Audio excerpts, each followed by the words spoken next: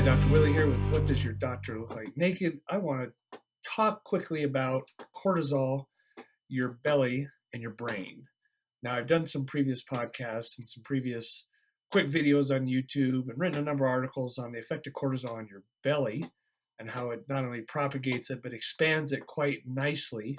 And the stress is one of the primary causes of fatness, which I won't get into great detail, but I want to cover quickly what that also means to your noggin, your brain, especially in our wiser or older people. There was a recent study done in collaboration with the National Institutes on Aging, where they took a little over 4,000 men and women, average age 76 years old. They did MRIs of their brains and then had them do salivary cortisol levels first thing in the morning and then before they went to bed. And what they found is that the people that had higher salivary cortisol levels in the evening, i.e., stress, had much smaller brain volumes. In other words, their brain shrunk due to the high cortisol. If you had higher cortisol levels in the morning, which is the way the good Lord designed it, you wake up, that's stressful, you're supposed to have higher cortisol levels, that showed actually a direct correlation with better cognitive function.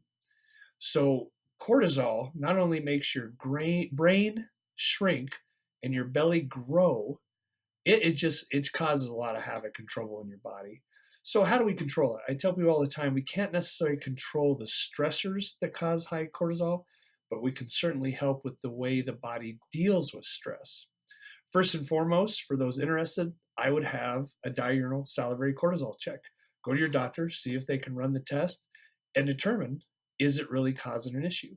If you're stressed out, feeling yucky, you can't figure out what else is going wrong, then you probably have high cortisol levels. So that's a simple, cheaper way to test it. But I love the salivary diurnal cortisol test because it really helps us narrow in on exactly what we need to do. It also gives us some other hormones involved with the stress response to help us optimize those to help control cortisol. But the other thing you can do is practice daily meditation or prayer. Make sure you exercise on a regular basis, but not too hard. Remember, strenuous or excessive exercise also raises cortisol. So contrary to popular belief, exercise being the cure-all, it can be as long as it's not overdone.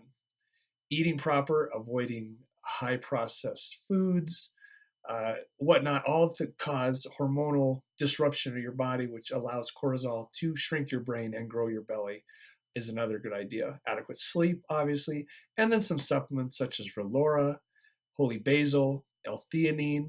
All these tend to help lower cortisol and help us lower stress, thereby protecting our brain volume and keeping our bellies a little thin. If you have any more questions about cortisol or want to understand it a little better, feel free to send me an email and ask. Until next time, don't forget to ask, what does your doctor look like naked?